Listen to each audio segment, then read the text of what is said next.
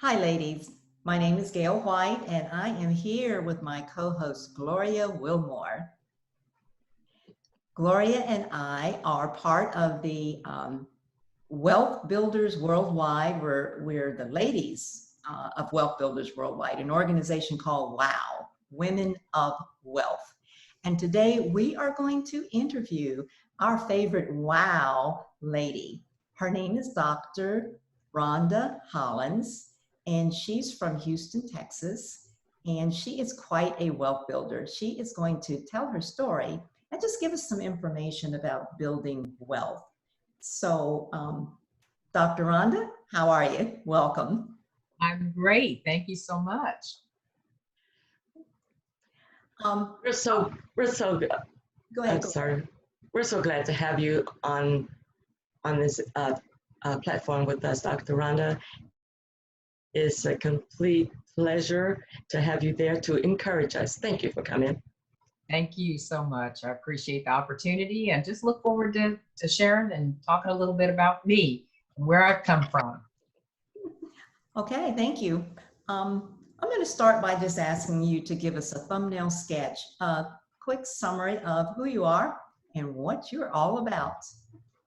Well, first of all, I'd like to say I am your sister in Christ, and I am probably like many ladies out there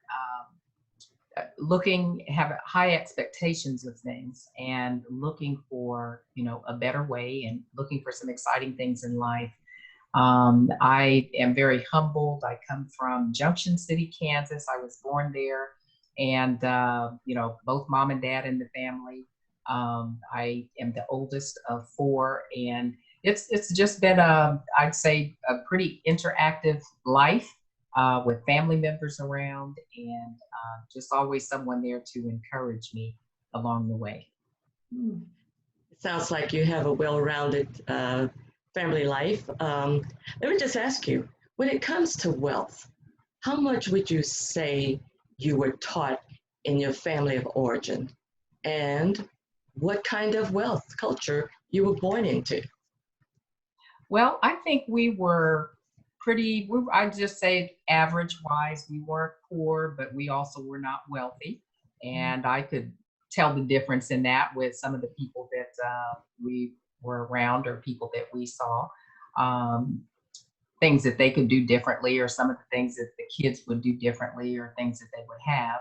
But it was never a issue. In other words, something that was a concern, because if there were things that we wanted, our parents would, make sure that we would have them to the best of, their ability. And I had both parents were working in the household. My mom worked in the school system, so that she would be home during the summers, or at least off when we were off. And it was, pretty good. We would have fun. We'd do a lot of family events, travel to see my grandmother who lived in New Orleans, which was my dad's mom. And so I didn't really feel the differences with regards to wealth. Whenever we were growing up and we would get our little jobs, my parents would make sure we would set up our own little accounts, so we would learn a little bit about that responsibility wise. But at that point, those little checks would come and then they would go, so quickly. So, but I grew up in just outside of a military town, in a military town for the most part. Fort Riley, Kansas, Army post. And my dad actually was in the Army, but got out after he married my mom, and we lived there in Junction City. So I was always interacting and kind of around different cultures, different people from all over the world. So we saw a little bit of everything. Great. It sounds like a great beginning overall, but from that beginning, I just want to know how you've grown and developed and changed. And in other words, how'd you get from there to where you are today? Great question. Well, I think throughout life, or especially after I graduated from high school and I went to college, that definitely opens up a lot of doors in your eyes, because you're seeing the world from someplace outside of your home. I had some great friends there, and I realized people were on different levels, different points. So some of my friends, they all had cars and everything that they needed to go to college. And a lot of their parents would show up and do different things for them. Whereas I didn't have my car, my first car then. We had a wonderful little Mustang, a 65 Mustang, I think it was, that my dad had. And we all got to drive that when we were home, but it certainly didn't go to college with me. So I learned very quickly, but I was connected with some wonderful friends. And one of my dreams was to be a cheerleader. And I had the opportunity of doing that through my high school and in college. So a lot of my friends had cars, and so anything that I needed was kind of provided for. And again, I say that's a God thing, because he'll take care of all your needs, even when you don't realize he's doing that for you. Mm-hmm. Well, it looks like to me a lot of factors and influences help you to be who you are right now today. Would you consider yourself in a good place now? Why or why not? Okay. Well, and even to finish the previous question of where I am today, I feel like I'm in a great place, because I believe that where you are, that's the present, and where your feet are is where you should be. And it's good, because God has us in different places throughout our life and on this journey. And we can't do anything about yesterday, but and also tomorrow is not here yet. So yes, where you are today is a good place, and it's up to us to make the best of that.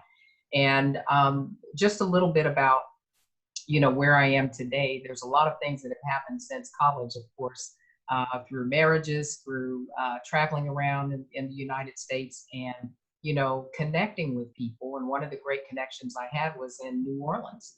I lived there, had an opportunity to spend some time with my grandmother, but also met some great people that connected me to my first opportunity in network marketing, or multi-level direct sales, which was Amway.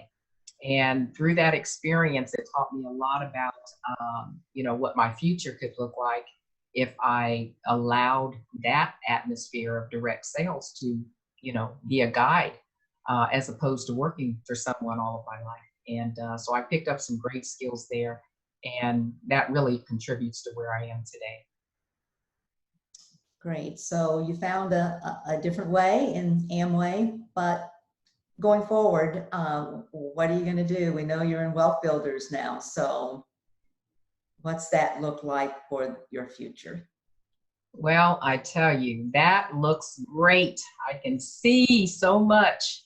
And I love it, because, it takes us a while sometimes to dream on a different level. We can see things that we want, and I think those dreams are a lot of times limited to what we can physically do, or the money that we have that we can see. But when you talk about dreaming bigger, and the connection that over the last year and a half, my husband and I have had with Carrot Bars, in meeting Mr. Best and meeting Mr. Michael Delco, we realize there's still a lot more that we can do. And with this company, I often say that our mission never stopped, because we all had a mission, but our tools had to shift and change. And that's very important. The mission is always the same, but sometimes you need a sharper tool. You need a new tool, and something that can really help people on the level that you want to be able to help them. So I just am very grateful for what Carrot Bars has brought into our life, and how it has really helped us to dream bigger, and has been a blessing to connect with people that are about what they say they're going to do, and they're doing it, and they're dreaming, and really inspiring and influencing others. And when you know that you're in that right space, and you know that you have your family there that really cares about you, then you can let your hair down, and you can run and go do what you need to do. And I think that's what's happening right now. That sounds absolutely wonderful. Would you advise others to follow your lead on this, or do you think your strategy would work for everyone? Thank you. Good question. I think this, first of all, I know that we all have a purpose that God has given us, And sometimes we may be going down different paths to get there. But at the end of the day, when it takes a community, when it takes a family to make that thing happen, none of us can do it alone. So I would hope that I'm encouraging enough people to follow my lead. And one of the reasons is because anything that I would ask someone else to do, I'm doing it. And I think that makes a difference. It's not a matter of, well, I think you should do this, but yet I'm doing something else. So I would encourage people, yes, to step up and be a leader, but in that process of doing that, maybe they have to follow someone else. So I ask God to help me to be a good leader and help me to listen to people and see needs sometimes before they even say that, and try to fulfill that. And I believe that if you put God first in everything that you do, He will certainly direct your path. So I believe this is a good space, and I would, highly encourage people to follow if they feel led to do that, and certainly give and do their parts. Let's say that. Okay. Mhm. Dr. Rhonda, I can say, as far as me, as far as Ms. Gloria, we think you're a terrific leader. We're following you. We even put on our Wealth Builders Worldwide shirts so that we could all make a unified statement that we're in this together. But before we close, there's got to be a question that we didn't ask you. So one more thing that you would just like to say to all the women of the world, all the people who need to know about wealth builders, what would you say? Ooh, that's a good one. That's a good one. I have always been inspired by one of my favorite singers, and that's Miss Yolanda Adams. And one of the things that, one of the songs that from a long time ago that I would always listen to is she had a song that was called It's Gonna Be Nice. And oh my goodness, that song there would inspire me, because it doesn't matter where you are and what you're going through. God has a way of turning those things around, and you just have to see it. When you hear the song, it ignites you to know that it's going to be nice, no matter how crazy it is right now. And I would say to all the wealth builders to really take that to heart.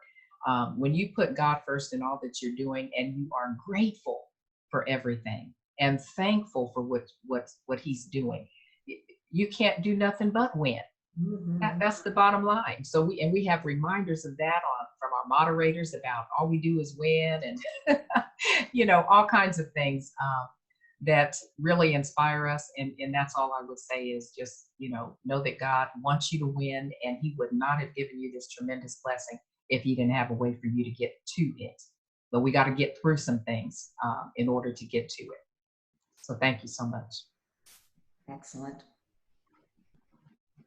Well, thank you for another amazing story from the ladies of our Houston Freedom Team, a part of Wealth Builders Worldwide. And this story is inspired by Robert Kiyosaki, the famous author who has his book called Rich Dad, Poor Dad. But we're calling our movement Rich Mama, Po Mama. Mama.